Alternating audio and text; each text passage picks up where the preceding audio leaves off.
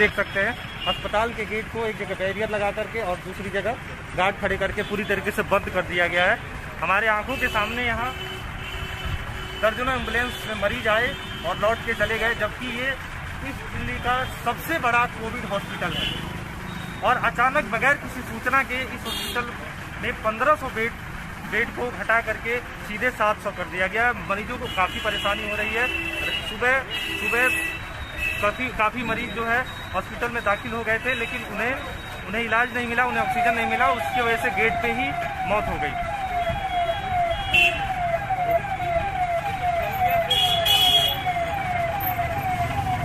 Corona virus वबा है, साजिश है या अजाब है, इस पर बहस उस वक्त मुमकिन है जब आप जिंदा रहेंगे। अगर आपको जिंदा रहना है तो मौजूदा हालात में जहां तक मुमकिन हो सके एहतियात कीजिए और घर से निकलने से परहेज कीजिए।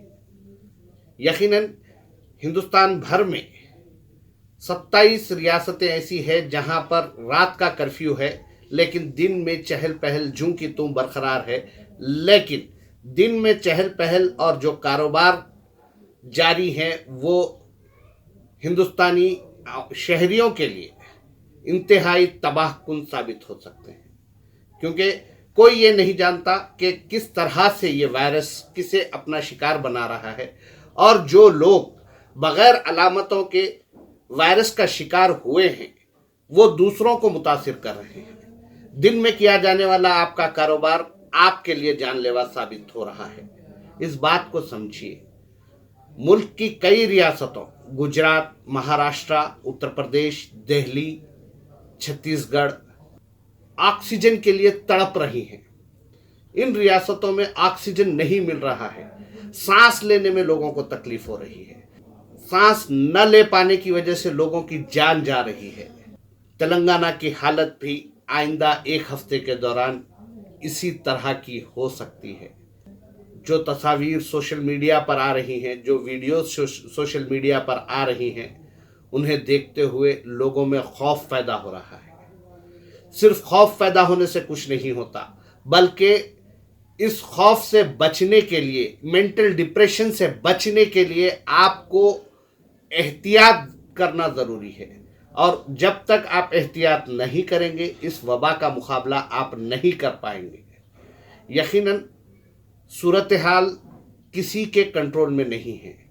सेंट्रल गवर्नमेंट कह रही है कि इंडियन एयरफोर्स के इस्तेमाल के ज़रिए ऑक्सीजन की सप्लाई की जा रही है। ग्रीन चैनल के ज़रिए ऑक्सीजन रेल चलाई जा रही है। जहाँ जहाँ ज़रूरत है ऑक्सीजन पहुँचाने की कोशिश की जा रही है, मगर ऑक्सीजन का मसला पिछले एक हफ्ते में हल नहीं हो पाया है और आइंदा एक हफ्ते तक हल नहीं हो सकेगा। तेलंगाना में ऑक्सीजन लाने के लिए इंडियन एयरफोर्स के तैयारों का इस्तेमाल किया गया है। ऑक्सीजन लाने के लिए टैंकर्स यहाँ से ले जाए गए हैं, लेकिन ये ऑक्सीजन वापस तेलंगाना में कब भरकर आएंगे ये टैंकर, इन्हें आने के लिए 3 दिन लगेंगे। 27 अप्रैल को तेलंगाना में ऑक्सीजन वापस भर कर आएगा और जब सप्लाई होगी उसके लिए 2 दिन लग जाएंगे।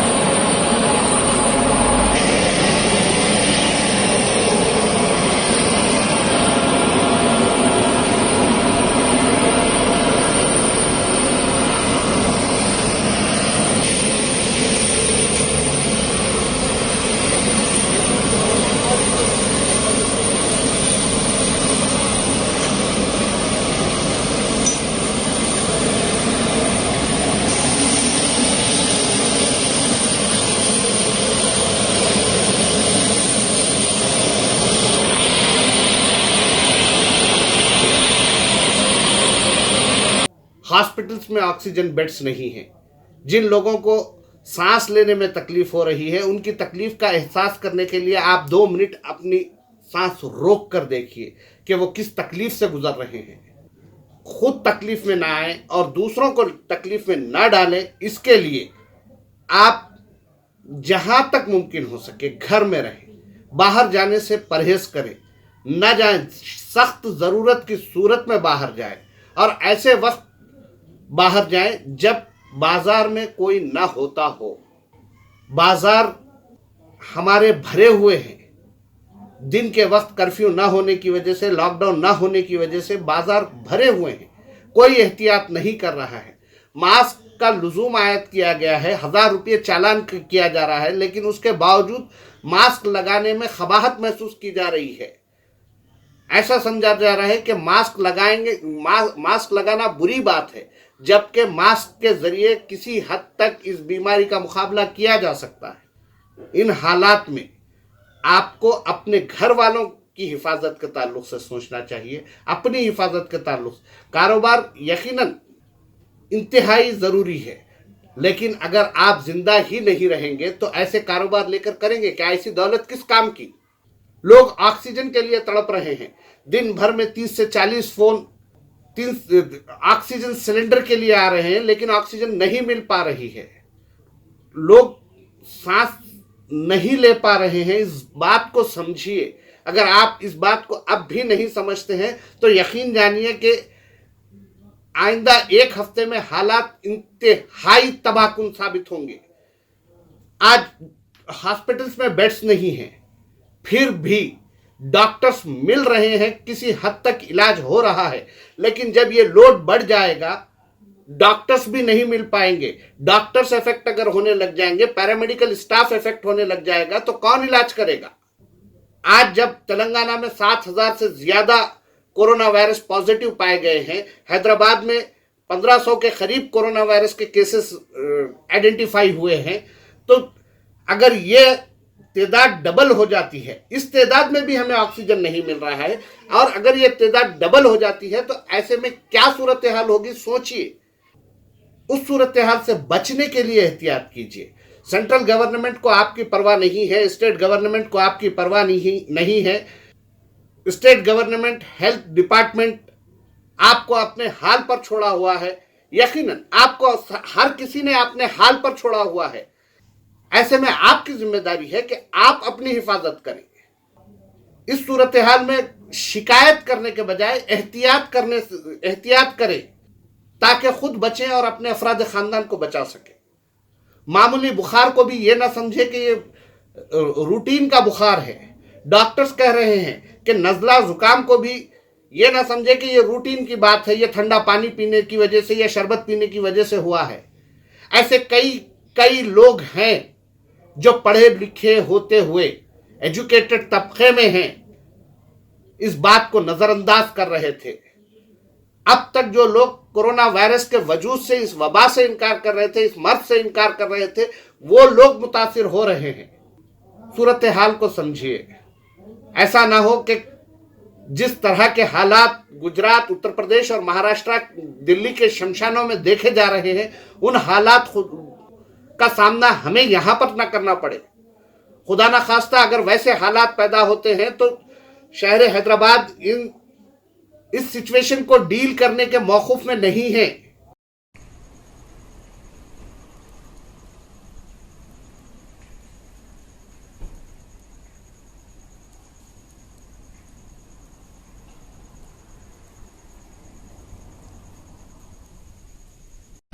अप्रैल 2021 मैं आपको ये दिखाना चाहता हूँ।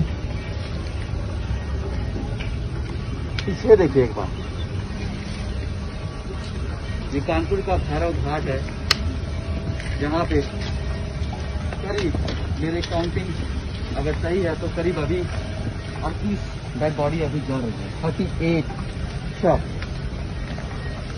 अब कंडीशन ये है कि पाइप यानी कि पानी का यूज करके डेड बॉडीज को बुझाया जा रहा है। ऐसा इनका मानना है कि 4 घंटे में डेड बॉडी जल जाती है। उसके बाद उनको पाइप डाल के बुझाया जा रहा है और अभी भी शव बराबर आ रहे हैं। आप वो उस तरफ मैं आपको दिखाना चाहूँगा। उधर देखिए एक डेड बॉडी है, वो शव है जो अभी आया है। एक शव उधर है नीचे जो अभी आया है।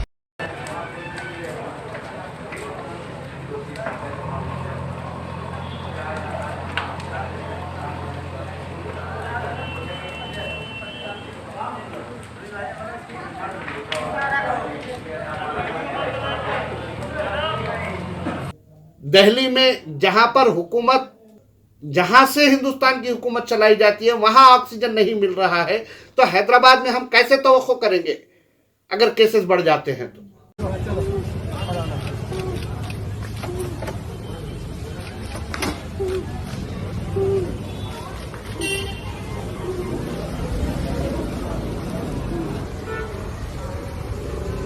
यकीनन रमजान का महीना है, बिजनेस लॉबी को ख्वाहिश है कि पिछले साल रमजान नहीं कर सके, बिजनेस नहीं हो पाया, इस मर्तबा करेंगे। लेकिन आपका बिजनेस आपके लिए अगर जानलेवा साबित होता है तो ऐसे में आप वो बिजनेस का करेंगे क्या। सेंट्रल गवर्नमेंट नेक्स्ट मंथ के फर्स्ट वीक से नेशनल लॉकडाउन की प्लानिंग कर रही है।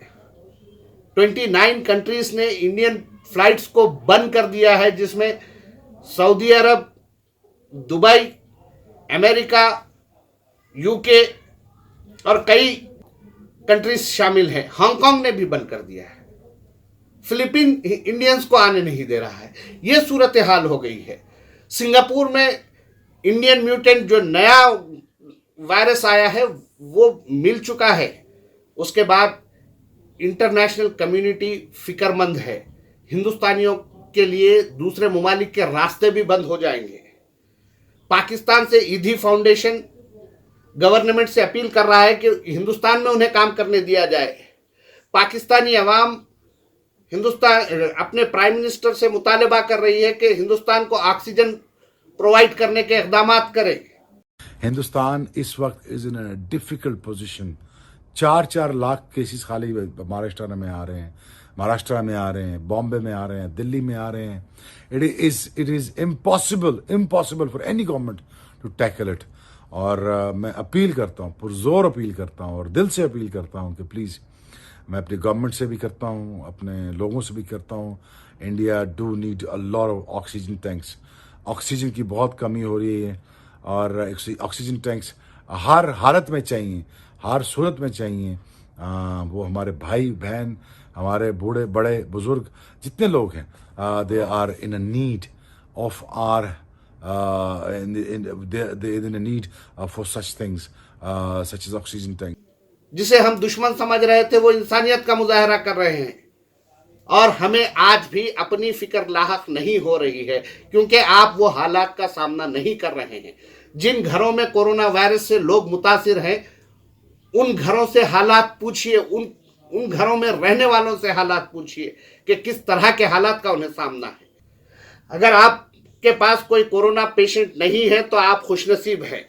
आप खुद महफूज रहिए और माशरे को महफूज बनाने के लिए कोऑपरेट कीजिए, एक दूसरे की मदद कीजिए, क्योंकि अगर ऑक्सीजन की किल्लत हो जाती है, ऑक्सीजन नहीं मिल पाता है, तो ऐसी सूरत में दम घुट कर मरने के वाक़यात रोनुमा होंगे और उन्हें हम रोक नहीं पाएंगे। हम क्या, कोई हुकूमत उन्हें रोक नहीं पाएगी, जिसका सबूत गुजरात, उत्तर प्रदेश और दिल्ली में मिल रहा है। लोग सड़कों पर दम तोड़ रहे हैं। ऐसे में मजहबी जिम्मेदारों, उलमा इकराम, मशाइखिन इस्लाम की जिम्मेदारी बनती है कि वो अपने चाहने वालों को रोकें, पुरहुजूम मुकामात पर जाने से रोकें, क्योंकि ये वायरस पुरहुजूम मुकामात के जरिए ही घरों तक पहुंच रहा है।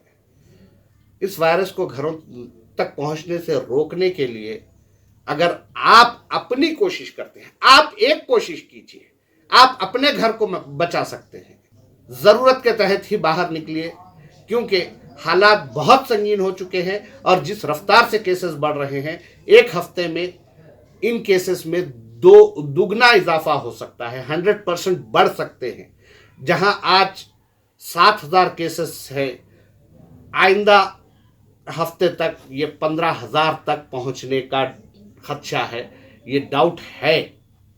जहां 1,500 केसेस हैदराबाद में आज मिले हैं, तो एक हफ्ते में ये 3,000 क्रॉस कर सकते हैं। हुकूमत क्या करेगी इसका इंतज़ार मत कीजिए। यकीनन सेंट्रल गवर्नमेंट की जानिब से नेक्स्ट मंथ फर्स्ट वीक से लॉकडाउन का मंसूबा तैयार किया जा रहा है। लॉकडाउन होगा, उससे पहले अगर आप अपने लिए, अपने अफराद ख़ानदान के लिए, अपने घर वालों के लिए एहतियात करते हैं तो इसमें आप ही का फ़ायदा होगा। हुकूमत की सख्तियों का इंतज़ार करने की हमें ज़रूरत नहीं है।